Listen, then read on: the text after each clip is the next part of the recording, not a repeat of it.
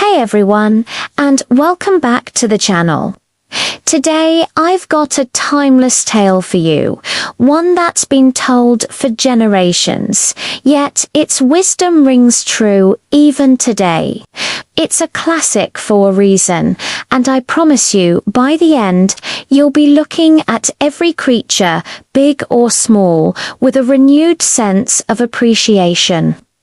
Our story begins in the vast, sun-drenched plains of Africa, where lived a mighty lion.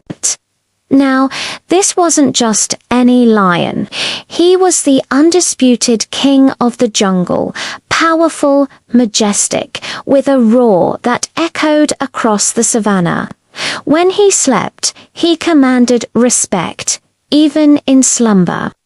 One sweltering afternoon, after a hearty meal, this magnificent beast decided to take a much-needed nap under the shade of a grand old tree. He was deep in a peaceful, kingly sleep, probably dreaming of gazelles or something equally regal. But then a tiny, scuttling sound broke the stillness.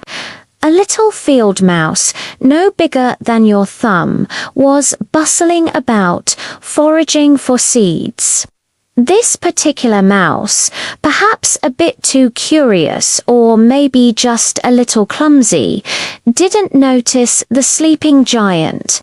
With a hop and a skip, it accidentally scampered right over the lion's paw, and then, oh dear, right over his nose. Imagine that. The mighty lion, startled awake from his royal snooze, let out a grunt and opened one sleepy eye.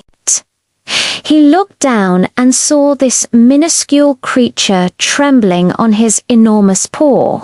The mouse, realizing its colossal mistake, froze in terror. Its tiny heart pounded like a drum, thinking this was certainly the end. The lion, initially annoyed, lifted his paw and, with a swift movement, pinned the little mouse beneath it. "Well, well, well," rumbled the lion, his voice a deep ground. "What have we here? Disturbing the king's slumber, are we? Do you know what happens to creatures who dare to wake me?" The mouse, barely able to breathe under the massive paw, squeaked in a voice so faint it was almost inaudible. "Oh, mighty king of the jungle, please forgive me. It was an accident, a terrible mistake. I meant no disrespect." The lion looked at the tiny creature, a flicker of amusement in his eyes. He could easily crush the mouse, end its life with a flick of his wrist. But as he looked at the sheer terror in its little eyes, something shifted. He wasn't hungry, and honestly, crushing a mouse seemed, well, a bit beneath a king. The mouse, sensing a tiny glimmer of hope, continued to plead. "Please, great lion, spare my life. If you let me go, I promise I will repay your kindness. One day I will surely help you." Now, the lion couldn't help but chuckle. A deep, booming laugh that vibrated through the mouse's entire body. "You, a tiny mouse, help me, the mighty king. That's the funniest thing I've heard all day. What could a creature as small and insignificant as you possibly do for me?" He found the idea utterly ridiculous. But as he looked at the trembling mouse, he thought, why not? What harm could it do? With a shrug that was more like a subtle tremor of his huge shoulder, the lion slowly lifted his paw. "All right, little one," he rumbled. "I'll let you go, but don't let me catch you disturbing my naps again." The mouse, barely believing its luck, scampered away as fast as its little legs could carry it, pausing only to squeak, thank you, mighty lion. I won't forget your generosity." The lion just shook his head, probably thinking he'd just done a good deed for a laugh, and went back to his nap, quickly forgetting the tiny encounter. Days turned into weeks, and weeks into months. The lion continued his reign, strong and proud. He hunted, he patrolled his territory, and life went on as usual. The incident with the mouse was a distant, amusing memory. But then, one fateful day, as the lion was exploring a less traveled part of his domain, disaster struck. He stepped right into a hunter's trap, a strong, thick net made of ropes, cleverly hidden among the bushes. The net sprung up, ensnaring the mighty beast. He roared with fury and frustration, thrashing and struggling with all his immense strength. He clawed at the thick ropes, bit at them, pulled with all his might, but the net held firm. The more he struggled, the tighter the ropes seemed to bind him. His powerful roars echoed through the jungle, but no one came. He was trapped, helpless, and growing weaker with every futile attempt to break free. His roars of distress were so loud, so desperate, that they carried far across the savannah. And who should hear them but our little friend, the mouse, who was busy looking for food a fair distance away.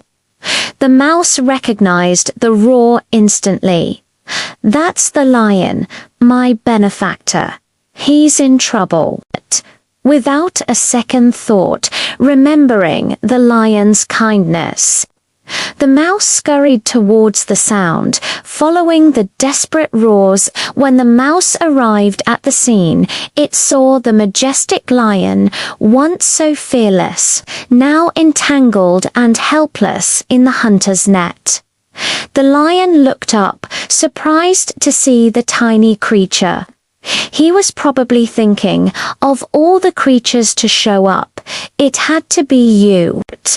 But the mouse, without a moment's hesitation, sprang into action.